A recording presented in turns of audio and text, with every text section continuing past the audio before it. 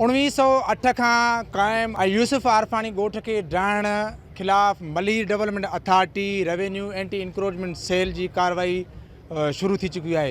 अॼु आरपंवर ॻोठ जे आस पास में 100 खां वधीक दुकान ऐं गोदाम ड्राहे पट कया विया आहिनि। पुलिस केतिरा ई माण्हू गिरफ़्तार कया आहिनि। हिते मुख़्तलिफ़ जमातनि सिविल सोसाइटी जा माण्हू हिते मौजूदु आहिनि। उन्हनि सां ॻाल्हि ॿोल कंदासीं त जेका ही कार्रवाई थी रही है उन बाबति इन जो छा मौक़िफ़ है। पहिरीं ॻाल्हि त हीउ जेको ऑर्डर आयो आहे इन में असांखे धुर न बनायो आहे ॻोठाणनि खां। जेको आउं सम्झां थो असां सां नाइंसाफ़ी आहे, मिसगाइड करे कोर्ट खे इहो ऑर्डर वरितो वियो आहे। इन में आउं सम्झां थो MDA बुट बनियल आहे, MDA धुर आहे ऐं MDA जी हिकिड़ी पुराणी इहा साज़िश रही आहे, यलगार रही आहे ॻोठनि जे हवाले सां। ऐं इन ते असां हाई कोर्ट में सां बि असां सूट फॉर डिक्लेरेशन दाख़िल कयो आहे ऐं अॼु बि असांजो दाख़िल थियो आहे ऐं स्टे वठूं पिया, असां कोशिशि करूं पिया।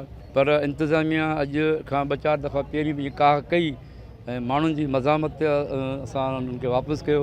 अॼु उन्हनि वधीक फोर्स खणी जेका हिकिड़ो ज़ालिमाने कार्रवाई करे ॻोठाणनि खे बेदख़ल कयो आहे, जंहिंजी असीं पुरज़ोर मज़म्मत करियूं था।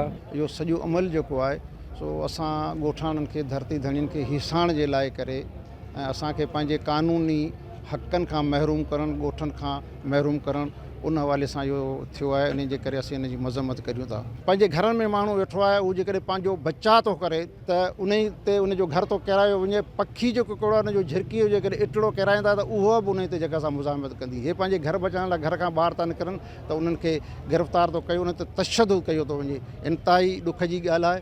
असां इहो हुकूमत खां मुतालबो कंदासीं, ख़ुसूसन सिविल सोसाइटी, सिंध जा साञावंद माण्हू ऐं chief justice Sindh high court ऐं चीफ जस्टिस सुप्रीम कोर्ट खां मुतालबो कंदासीं त इन ॻाल्हि जो नोटिस वठे। सरासर ज़ुल्म आहे हीअ जेकी कार्रवाई थी आहे। अॼु माण्हुनि जा घर ढाया विया आहिनि, बेगुनाह माण्हुनि खे बेघर कयो वियो आहे, गिरफ़्तारियूं कयूं वयूं आहिनि। असांजा पंहिंजा माण्हू गिरफ़्तार थिया आहिनि, अलाए केतिरा थिया आहिनि, हाणे गिरफ़्तारी थी आहे। अदलिया खे असां जेको आहे सो इहो चवंदासीं त असांखे बि ॿुधो वञे, असांजे माण्हुनि खे ॿुधो वञे। असांखे नोटिस ॾिना वञनि हा त असां पंहिंजो मौक़िफ़ रखूं हा, पर असांखे नोटिस न ॾिना विया। असांखे अंधेरे में रखी करे इहो ऑर्डर निकितो आहे। इन जे ख़िलाफ़ु जेको आहे सो असां ज़ाहिरी ॻाल्हि आहे, असांजा पंहिंजा घर आहिनि, असांजा पंहिंजा माण्हू आहिनि। असां इन एहतजाज खे वसी कंदासीं। कैमरामैन मंजूर नूरार सां गॾु वहीद मरासियाल, KTN न्यूज़, मलीर, कराची।